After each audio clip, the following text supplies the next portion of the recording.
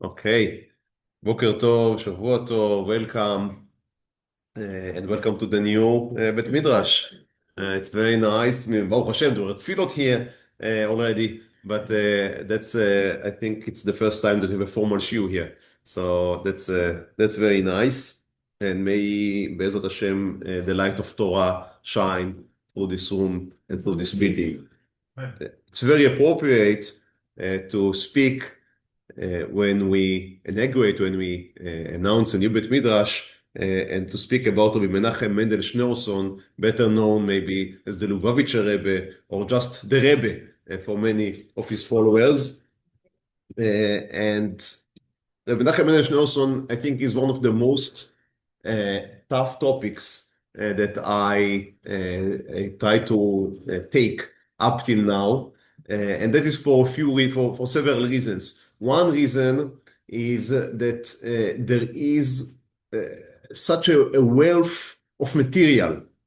Almost every act this man did is written and recorded and analyzed because he was so revered by his Hasidim.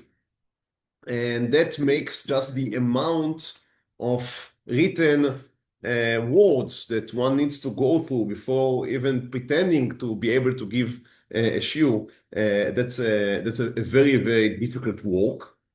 You understand that when I was just gathering, trying to assess what is the material I need to go through, there is Chabad put out a whole book just describing 7 years of the Rebbe life from 1922 to 1929. That's even before he was a Rebbe. So that is from his age 20 to age 27, a whole book.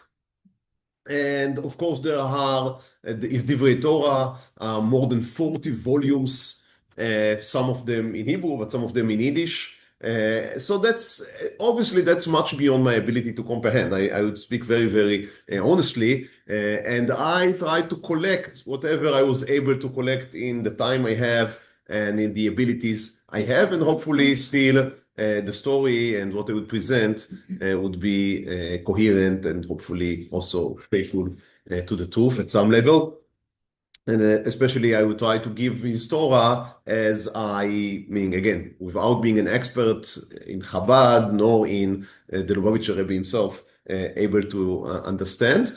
But hopefully, at least some Torah would be learned, and people that would want to invest more time and understand more and deeper would do it on their own. That's the first qualification, introduction.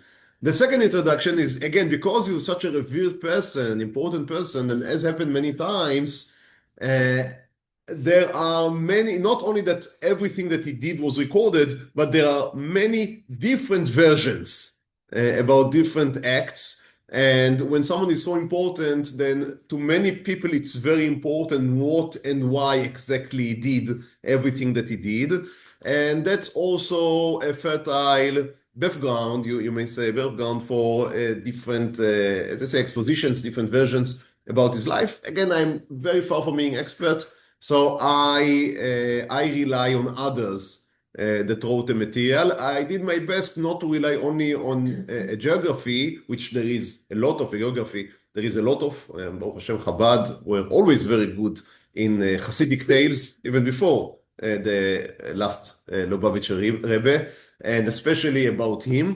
So I was trying to understand through objective, as far as such a thing exists, but objective sources, try to understand. And again, if I make mistakes, then first I apologize. And second, I only encourage you, if that's the story is of interest to you, to investigate deeper. Okay, so after all of this has been said, we're obviously speaking about one of the most influential Jewish leaders of the last generations. And what is amazing is that he achieved this status after, for the second half of his life, almost never getting out of his neighborhood, except for visiting in the cemetery in Queens. Right? He almost never left his house on 770. Which is an amazing feat by itself. And from there, from this small office in Brooklyn, he more or less controlled a worldwide empire that he built. I wouldn't say single-handedly, because obviously he was building on the foundations of Chabad that were already laid. However, I think you know that in history there are two competing theories. There is the great man theory, and there is the great age theory. Meaning there is the theory that says that history is being steered by great people. So there are great people, and if you would have taken one of them out, the whole history would have been different. And there is another theory which says, no, people are the products of their time. So in great times, you have great people. But even if you would have removed a certain person, someone else would have taken his place, then history would more or less look the same. This is a philosophical, historical question that can never, obviously, would never be really solved. However, also it can be said that even the people that ascribe to the great times theory must admit that some people are exceptional. And they did change by the sheer force of their personality. And here we obviously speak about one of these people, a charismatic leader, if ever there was one. To his own people, but much beyond Chabad circles. Much beyond, not only because there is now a Chabad house everywhere you go, but much beyond theologically, and even as you may well know, after his death, after his ptira, he was given a Medal of Honor from the American Congress. So his influence was even acknowledged by the non-Jews to a large extent. So a very influential leader, and all of that, as I said, operating from his office in Brooklyn. So where was he born? Of course, we won't be able to speak about Rabbi Menachem Mendel Schneerson, the Lubavitcher Rebbe, in one shiur, as you understand. We'd have to speak at least to 2 sessions, maybe 3. We'll see as we go. Today, I hope to speak about the first half of his life before becoming a Rebbe, because as we will see, this is not the classical story of someone that was born, known to become the successor, known to become the next Rebbe of Lubavitch. He was not supposed to become the next Rebbe of Lubavitch, so that's an interesting story that Be'ezrat Hashem will tell by itself. And so the first half of his life, in certain aspects, of course, lays the ground for what would happen next, but also it's a very interesting insight into the personality of Menachem Mendel Schneerson that it will be much more difficult to get when we get to the second half of his life, when him being the Lubavitcher Rebbe would encompass all of his personality. So, Rabbi Menachem Mendel Schneerson was born in 1902 in a city called Nikolaev or Mykolaiv in nowadays Ukraine, but back then it was all part of the Russian Empire, still the Tsarist Russian Empire, 1902. His father was called Levi Yitzchak Schneerson, obviously, and his mother Chana. Now, I apologize, the names are going to appear many times because in Chabad circles there is a narrow list of names that repeat itself. So we would have just to try and hold our cap and try to follow the different names here, but it's they are going to repeat. So his father is called Levi Yitzchak, and his mother Chana Schneerson. Now his father was a direct descendant of the third Rebbe of Chabad, the Tzemach Tzedek, which was also called, of course, Menachem Mendel Schneerson. So the Menachem Mendel was called after his great-great-grandfather, Menachem Mendel Schneerson. As I said, his nickname is the Tzemach Tzedek. So it's a very important Chabad family. However, the Rabbanut had already went to other candidates and to other families. So he was not born, as I said, as a candidate to inherit the Rebbe. In 1907, the family moves to, Yekaterinoslev, which is called after, of course, Yekaterina the Great, who was an emperor of the Russians. And there his father is appointed as the Rav of the city. He learns by his father, also from private teachers. Interestingly, they live next door to a cousin of his mother. His mother, as I said, is called Hannah Schneerson. His mother published memories, which are published by Chabad, a very interesting book. His mother, as I tell Bezrat Hashem in the end of this shiur, was able to immigrate to the United States, where she lived with her son for the last years of her life, and she also published a diary, basically. And much of our information comes from this diary, obviously with all the reservations of using such a source. However, so they were living next door to relatives of his mother called family Shlonsky, who were mainly Orthodox, but not necessarily as observant as the Schneerson family, but the children were very close friends. What is very interesting is that the child was more or less the same age as Menachem Mendel, and they were playing together. So the child of the Shlonskys was called Avraham. He even went through a more religious session in his life in which he only ate by the Schneersons. However, this kid later made Aliyah. The Shlonskys were very Zionist. Schneerson were not, but the Shlonskys were very Zionist, and they made Aliyah later. And Avraham Shlonsky is a very famous Israeli poet, a meshorer, and that's in itself, that's an interesting, I think, an interesting biographical detail. However, young Menachem Mendel was obviously was a Gaon. I think that goes without saying. So excellent memory, learning, ability to sit and learn, and life more or less are happy. His father is making a decent salary as the Rav of the city, and they live in a nice house, and everything is good until 1915. So in 1914, as we know, First World War breaks. Now, because they are to the east of Russia, they are not being directly affected by the war. However, as you can imagine, an influx of refugees beginning to run away from the front lines, so they run to the east. And suddenly, Yekaterinoslev is flooded with Jewish refugees. And of course, their first address is the house of the Rav. So his house becomes a station, almost a refugee station. So people come and go throughout the day, and it becomes very, very difficult. The Rebbe had two brothers. They were a family of 3 children. He had 2 brothers. He was the firstborn, and they had a middle brother and the younger brother. The middle brother, called Label, it's very difficult to get objective knowledge. It seems that he had some mental problem. That's what comes out from the accounts. And also they had a younger brother called Israel Leib.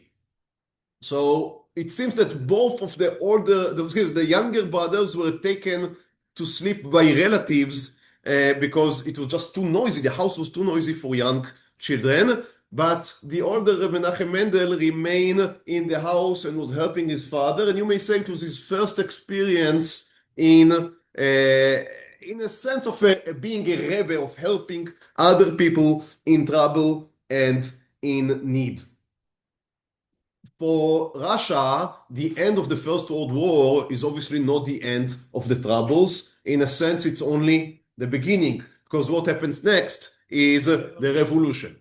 There is a short period of hope for the Jews, because there is the government by a guy named Kerensky, and he was supposed to establish a liberal democratic government, and he promises that the Jews would be treated as equal citizens, and people would be allowed to be Jewish in public, etc., etc., etc. But after a few months, the Bolsheviks are overthrowing the Kerensky government and taking control of Russia, and that is the opening of a civil war that continued for the next couple of years, and Yekaterinoslev becomes a war zone.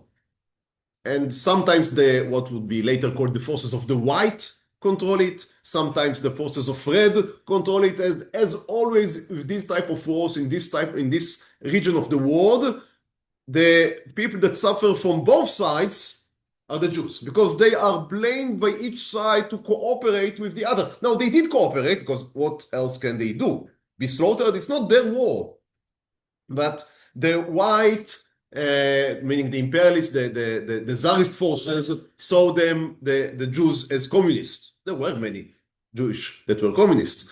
The communists saw the Jews as capitalists, because there were many Jews that were capitalists. So the end point was that both sides were slaughtering Jews. That's looting everything that you want or don't want to happen. In the end, as we know, the Bolsheviks won the war, and label the middle, right? So the middle brother even becomes a communist for a short time. In 1919, so that's the end, more or less, for Yekaterinoslavl. That's the end of the civil war, and the father, meaning Yitzhak, you remember Levi Yitzhak, the father of Menachem Mendel, wants to enrich the study of his son that up till now learned mainly or only holy limudei kodesh, only Torah, Gemara, Halacha. Now that he's 17, his father wants him to learn also some secular studies, limudei chol. And he is asking a certain Jew in the area named Israel Idelson. Now, again, that he would become a famous person here in Israel, this Israel Idelson. But before he became here, he was the Menahel. He was the head of the Gimansion in Yekaterinoslavl. So he was the, right, I was the Menahel, excuse me, the principal, so thank you, the principal. So Levi Yitzhak, the Rav of the city, comes to the principal of the Gimansion. You understand that we do not speak about a religious person. And he is asking him to personally tutor his son and prepare him for the test of the government, what we call here the Bagrut, or every country has its own name for it, but the high school final exams. So Israel Idelson says, what did he learn up till now? And the answer is nothing. And I mean, only limudei kodesh, no secular studies. So Israel Idelson asks the father, how many hours can I teach him a day? And the Levi Yitzhak says to him, after 16 hours of limudei kodesh every day, the rest of the time is yours. But it worked. Of course, we're speaking about people that are geniuses. So it worked. And we have this testimony from Israel Idelson himself, who later he made Aliyah. He was a Zionist. He made Aliyah. He changed his name to Israel Bar Yehuda and became a minister of the interior minister and the transportation minister during the 50s and the 60s here in Israel. And that's again a very interesting story. However, the problem was that the communists, as they were strengthening their power and control, they began to ban Jewish activities.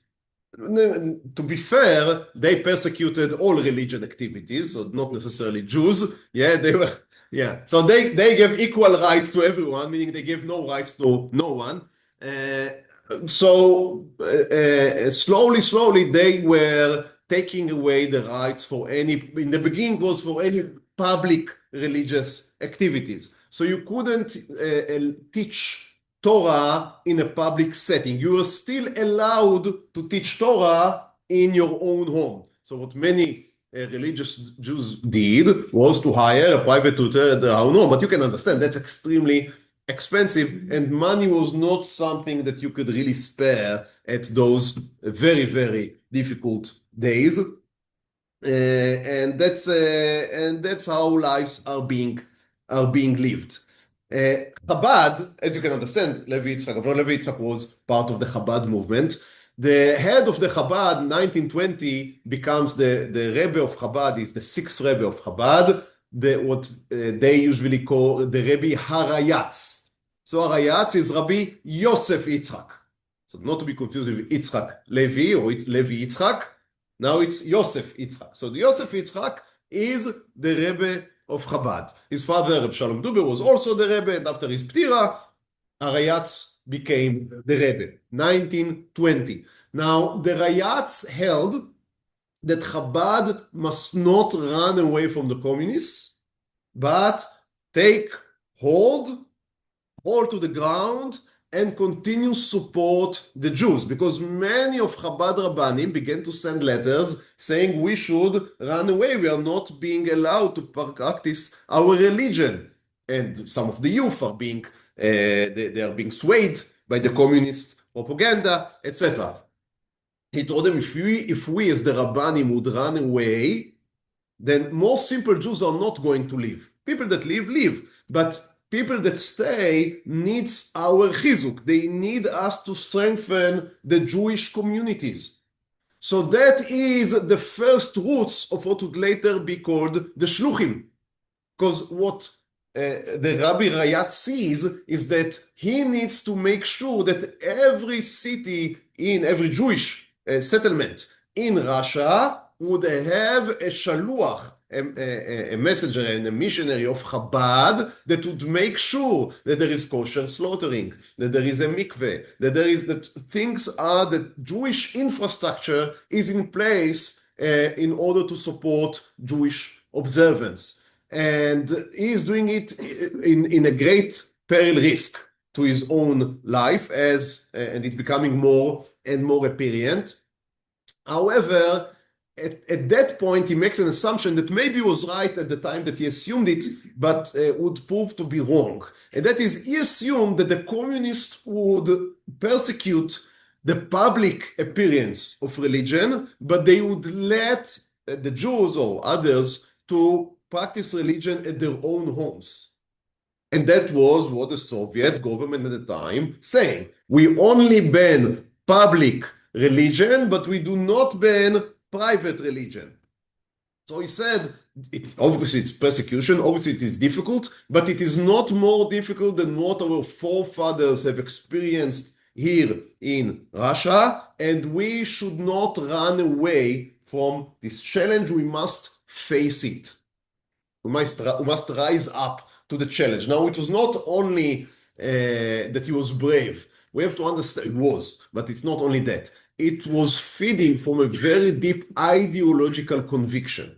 Now, in order to understand that, we need to make our first dip into some of Chabad theology, into some of their hashkafa, into some of their emunah. Now, again, I am not very far from being saying I'm not an expert. I'm not really knowledgeable. I've tried to learn and to prepare myself to this show, and I have some background knowledge.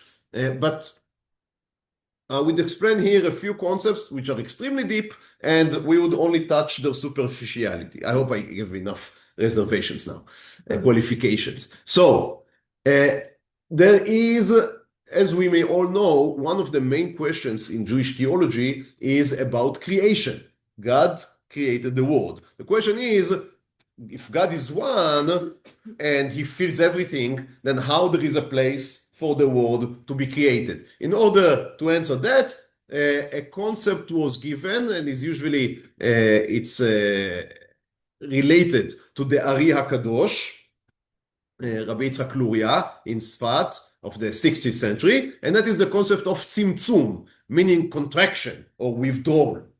So the way that God gave place for the world to be created is that he again, these are theological concepts, but he contracted himself, or we withdrew, and so became a room for the world to be created. Now, if you take that as in a simple meaning, that means that God is operating mainly from outside of the world. Meaning our world here was created because God withdrew. So God is not inside this world. He is operating from outside. He can intervene in history or in nature and perform miracles, and we can dive into it. Everything can be done, but it is a relationship with someone that is outside of this world. Hasidut in general and Chabad in particular did not understand the concept of Tzimtzum in its simple literal meaning. They understand it to be only a metaphor. God did not really withdraw. He did not really contract himself. So the word is basically within God. It's only an illusion that we have that God does not present himself always, all the time in this world. But really, everything we see is a manifestation of HaKadosh Baruch Hu. So this is the big dispute between the Vilna Gaon and the Mitnagdim tradition, who understood contraction, who understood withdrawal, who understood Tzimtzum, kifshuto, being in a literal meaning, and the Hasidut, who saw this contraction as only a metaphor. So according to the Mitnagdim, when you approach Hashem, you approach something that is above and beyond. According to the Hasidim, when you approach Hashem, you approach something that is from within but hidden.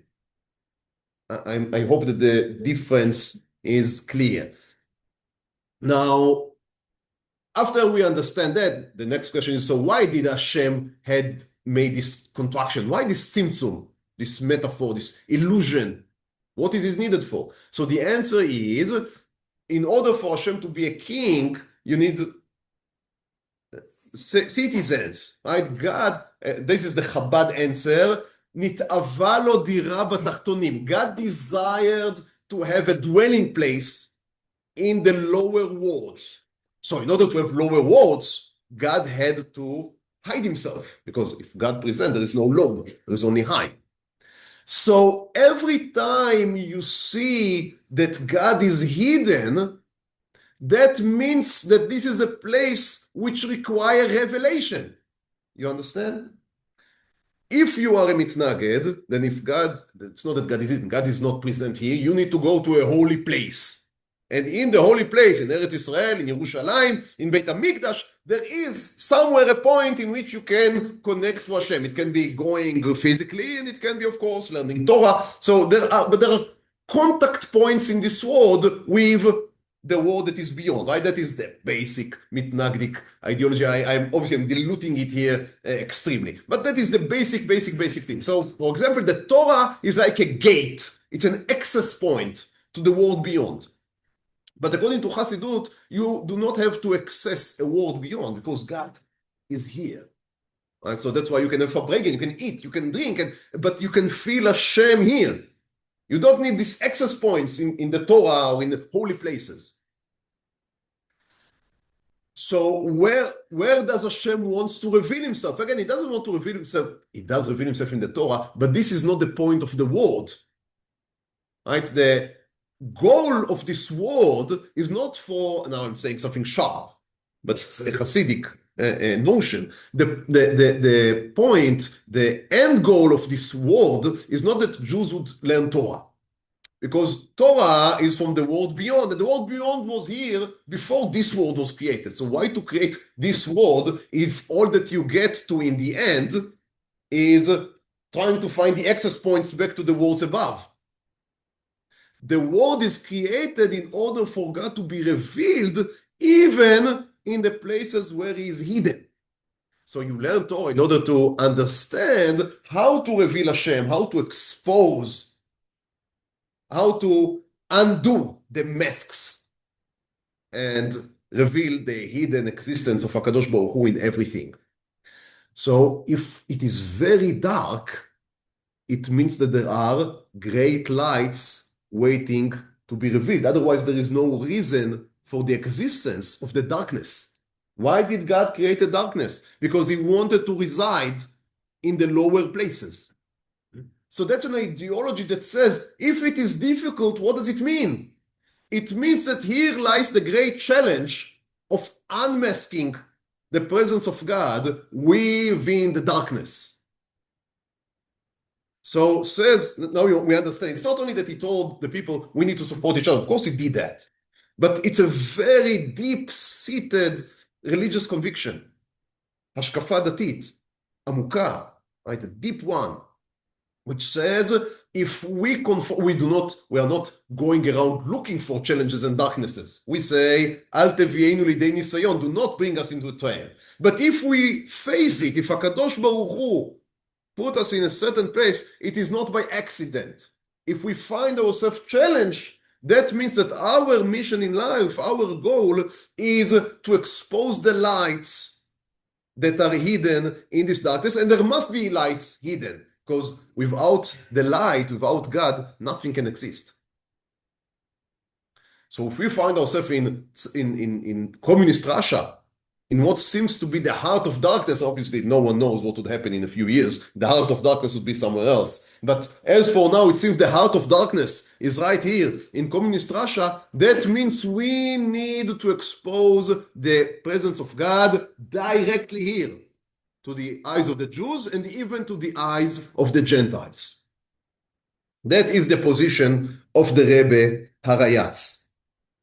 So that's Chabad, and that's the official position of Chabad. 1923, there comes, one may say, the most important proposal that Rabbi Menachem Mendel Schneerson received in his life. Maybe we can argue if this is that or becoming the Chabad Rebbe. But he is receiving a proposal to meet with the daughter of the Rebbe Rayatz. The Rebbe Rayatz has two daughters. One is already married to a Rav called Rav Shmariyahu Gur Aryeh. And the second, the younger one, who is called Chaya Mushka, or Musya, that's the way they called her, but Chaya Mushka was the name. So the older one was called Chana. That is, again, just to add confusion, because you remember that also the name of the mother of the Rebbe was Chana. So also the older sister of Chaya Mushka was also named Chana, and that she would also play a role in the events to come. However, right now, so he's getting a proposal to meet with Chaya Mushka, and if everything would go as it should, then Be'ezrat Hashem, they would be able to get married. So in 1923, he came, of course, back then you do not meet first with the girl, and especially not if the girl is the daughter of the Rebbe Rayatz. So, of course, you have a big test. You have a big test, yeah, to go through. So first he meets with her father, which it's a different dating system, we may say. So he meets first with the Rebbe Rayatz, which I can only imagine what is the experience of a Chassid coming to meet with his Rebbe in order to be, maybe to ask for the hand of his daughter. I think that's something that we can ponder about, how someone feels.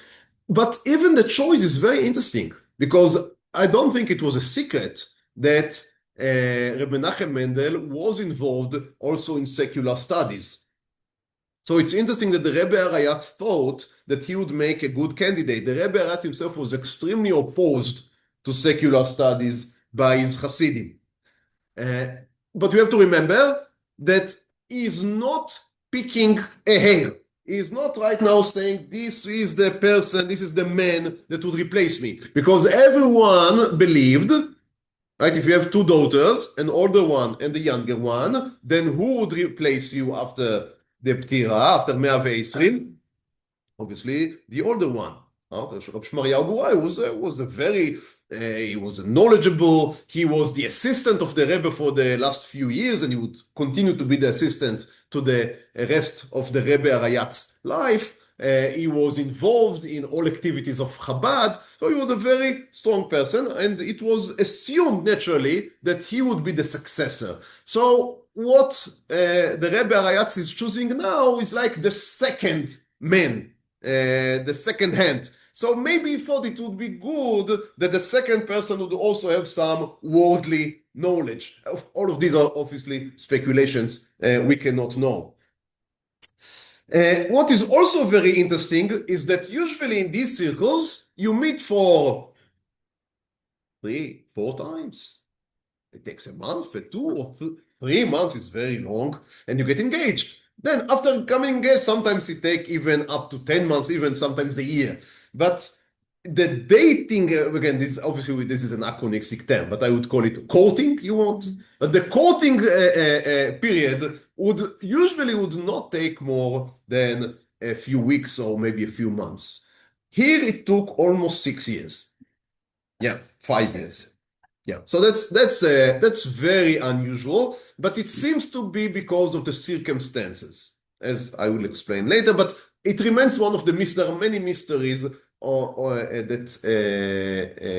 floating around the first half of the Rebbe's life. This is one of them. Why did it take so long? We don't have a clear, at least I couldn't find any clear answer to that. I think the most clear answer is what I said, that the circumstances with the communists, with everything that was transpiring, was just extremely, extremely, extremely difficult.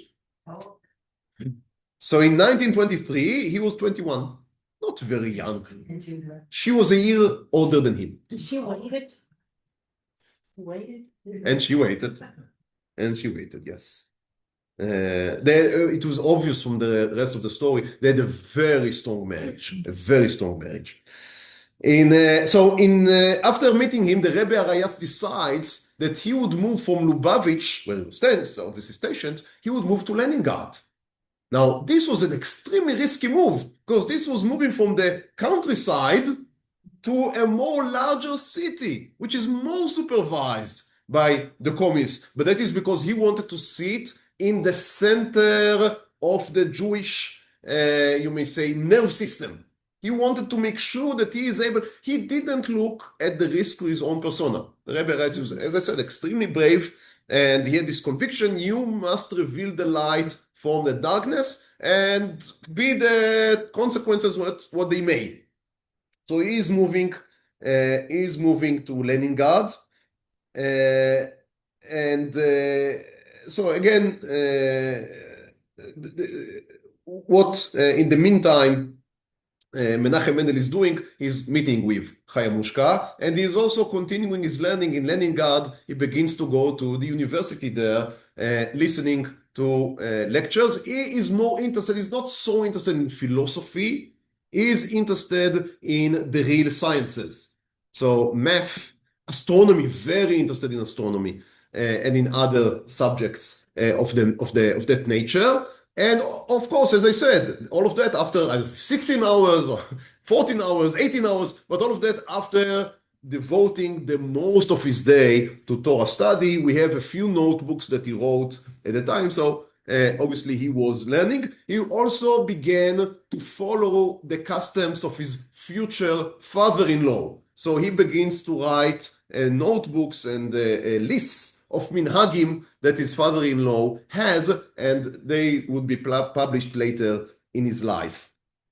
He's also being given different missions by his father-in-law, who wants to initiate him into Chabad, and he becomes responsible for education to Jewish children. As I said, they were exploiting a loophole in the system. The system allowed for private tutoring. So obviously what they did was to bring, it was very difficult for every family to bring a private tutor. So they would have homeschooling of 20 children in one family house. You understand the risks that they were running, because that was against the laws, but they were trying to exploit that. Also, he was responsible for external relationship. So he was responsible for the kesher with the non-Jews, for contacts with non-Jews. One interesting exotic mission he was given by his father-in-law. There was a certain professor in Moscow who was learning para-nature. So it was basically miracles. So can miracles be studied? So this professor went to the Rabbi Rayatz as the most mekubal rabbi in the area to understand how miracles are being performed by Jews. He wants to study that. So the Rabbi Rayatz told him to meet with his son-in-law, and we have letters being sent back and forth from the Rebbe, the future Rebbe, to these scientists. Okay, anyhow, 1927. 4 years passed, and in 1927, the Rebbe Rayatz finally, it's interesting, it took them so long, is finally arrested by the Soviet regime, by the communists. The Chabad has many stories. You may be familiar with Yad Kislev. So Yad Kislev is the date in which he was released, but he's being jailed. In the beginning, they want immediately to put him to death, the Rebbe Rayatz, for basically for an anti-revolutionist involvement. And according to the stories, but these are very accepted legends in the Chabad circles. And as I say here many times, they don't these stories about me. So the story goes that the investigator asked the Rebbe Rayatz if what they tell about him is true.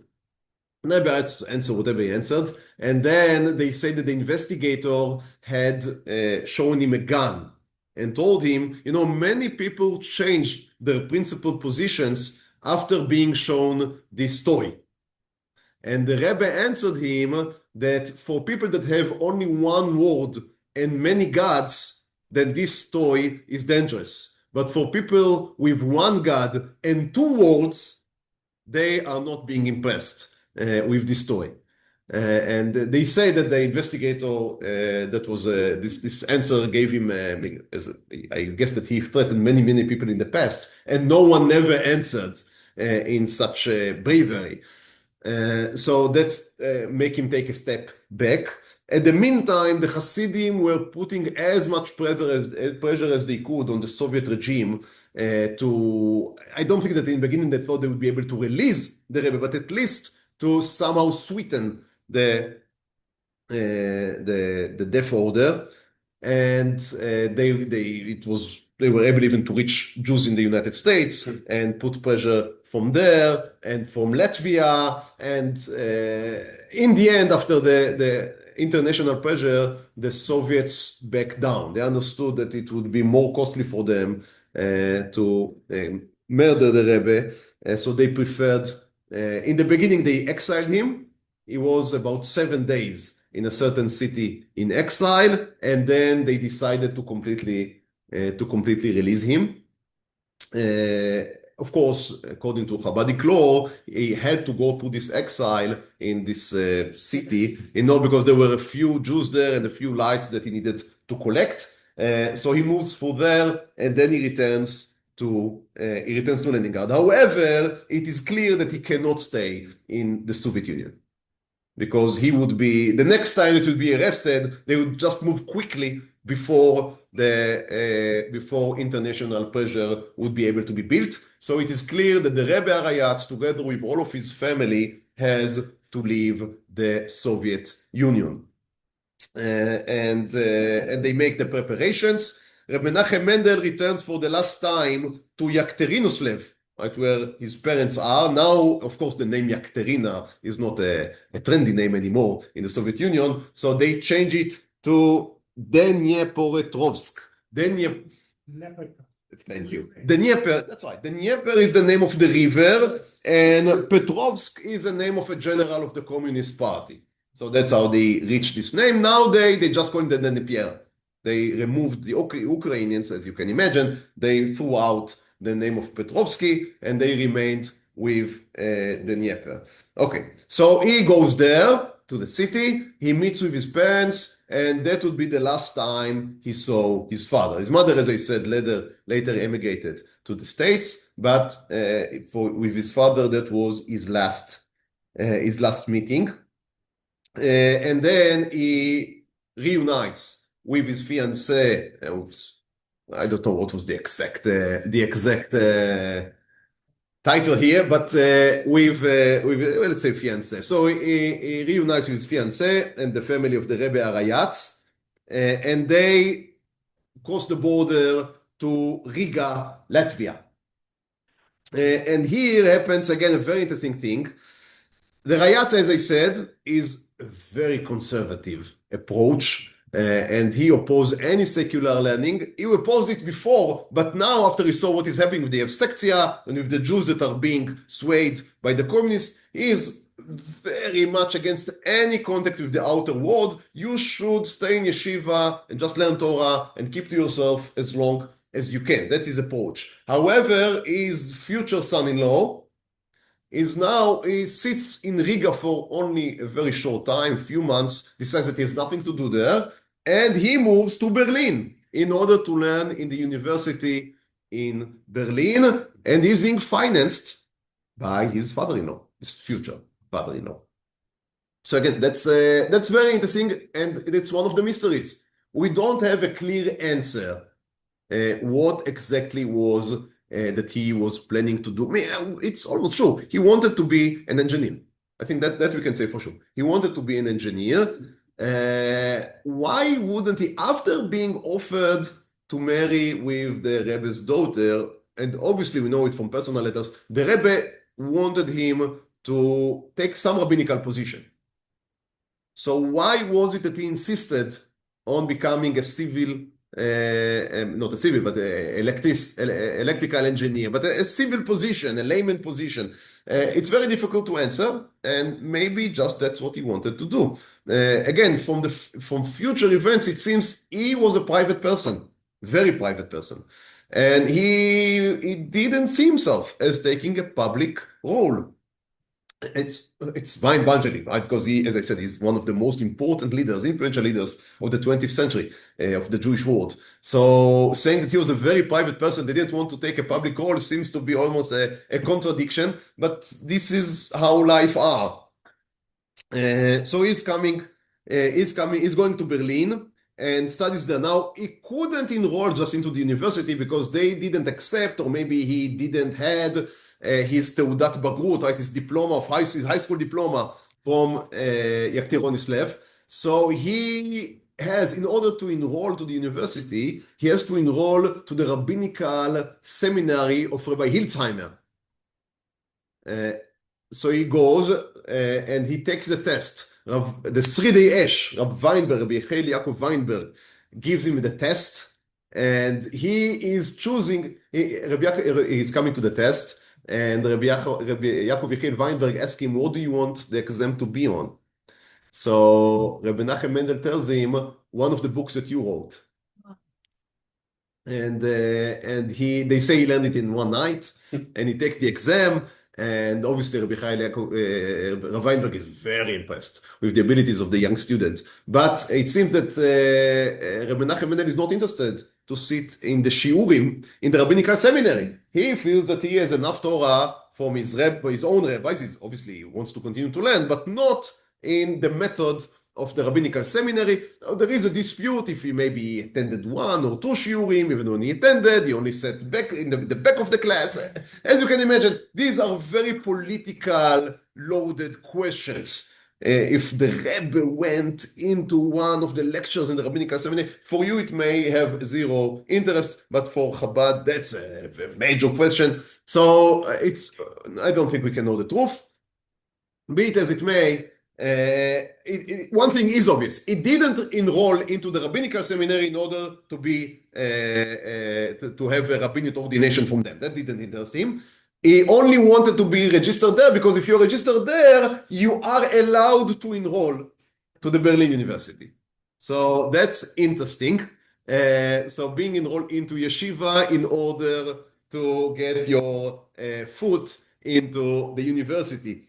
And he goes to Berlin, he learns their physics, numbers. We have the enrollment registration. It's the Germans, right? Everything is very, very ordered. And that's it, 1927. That is 1927. In 1928, after a year in the university, finally the marriage are being performed.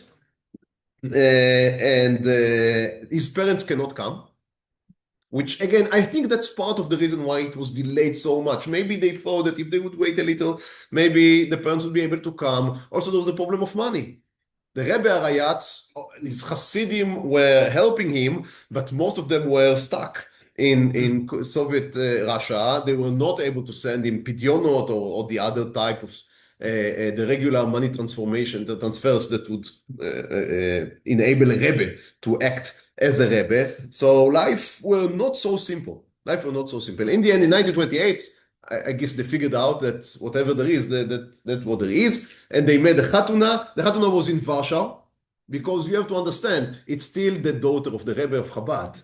It cannot be in some small forsaken place. It must be in some important central Jewish place. There were thousands of people, the attendees in the wedding, and the newspapers of the period were writing about it. So we have all discussions of what did the Kala war and what did the Khatan, and people analyze that to the F degree and degree. It's again, I skip all of the details. If you're interested, just go to Chabad online or something, and you can see the pictures. And he has white gloves. You would not believe what people see as important in this type of events. So his parents couldn't come, which I think was more important than all of the question of the clothings. And they sent a beautiful letter that was later found in the writings of the Rebbe, and in which his father wrote, that the bodies, our physical appearances, they can be separated, but neshamot, they do not obey to the laws of time and space. So in our neshamot, we are connected and we are with you in your marriage, which I thought is a beautiful expression. It's interesting. We also have a letter from the Rabbani, the Chayamushka, who wrote to her mother that she is happy that she can keep the name Schneerson, because they come from the same root 6 generations before. Then both were named Schneerson. So she was Chaya Mushka Schneerson, and she remained Chaya Mushka Schneerson, which is again interesting. She was a very strong woman. And in a sense, it's very interesting. That would be Imir Hashem for next week when we speak about Rebbe's influence in Chabad. But I think I'm sure he appreciated her being an independent, strong woman. And in a sense, Chabad are different from the rest of the Haredi world in the importance and the centrality they give to women in the world, which is interesting. As I said, Ibn Hashem will speak about it more next week. So that is in 1928, and he does not become a Rav even after being married into the Rebbe's family. He now goes back to Berlin, and he continues learning math, physics, engineering in Berlin University. All of that, as I said, financed by his father-in-law. He's wearing, we have many pictures, he's wearing modern. He doesn't wear the clothes of a Chabad Hasid or any Hasid. He's modern clothes. He has a beard. So in the Jewish German appearance, that is rare, that's unheard of, basically, unless you're a Rav. But for the layman to wear a beard was very, very uncommon. So he looked different, but very, very, his clothing were very, always neat, elegant. Again, you can see the pictures, they tell the story. However, he was, as you can imagine, he was extremely religious in the sense that he would go every day to the mikveh. Now, again, I'm not sure, it may be a legend, but it seems that the sources corroborate it. So he would go every day to the mikveh. He would fast once or twice a week, to the extent that we have a letter from his mother and father asking him to stop fasting so frequently because he may endanger his health. He was learning, he was writing, we have writings of him from the time, and he was also learning in the university and also reading Russian literature and also teaching himself 6 other different languages, including German, of course, because he was there. Also French, which would come handy in the near future. English, we have testimonies about him teaching himself to write shorthand, how it's called? Longhand, shorthand, longhand. It's quite a different type of, the different type of writings in English. So that's, again, before he even dreamt about moving to the United States. He was just interested in the world, in the cultures of the world. 1933, as we all know, you cannot stay in Berlin. The Germans take power, and with his wife, he's able to secure a visa, a student visa in France, and they move to Paris in order to continue his university learning. There he registered to a school named, the university named ESTP. Excuse me for not knowing what even that stands for in French. There it took him a year. He had a problem. He did not agree to learn on Friday afternoon. So he didn't come to the class, and that's why they wanted him to delay his teaching for his learning for another year. So he had there was a whole problem with that. In the end, he's able to secure his diploma as electricity engineer. And after that, he begins to look for work as an electricity engineer, but he's not able to find one. It's very difficult.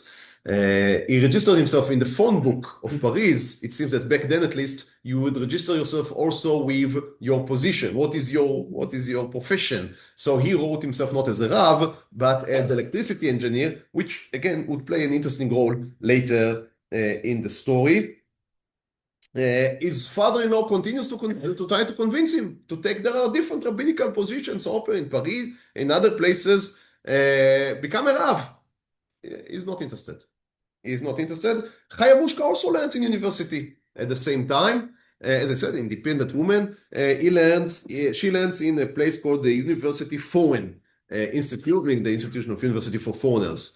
There she learns French and German culture.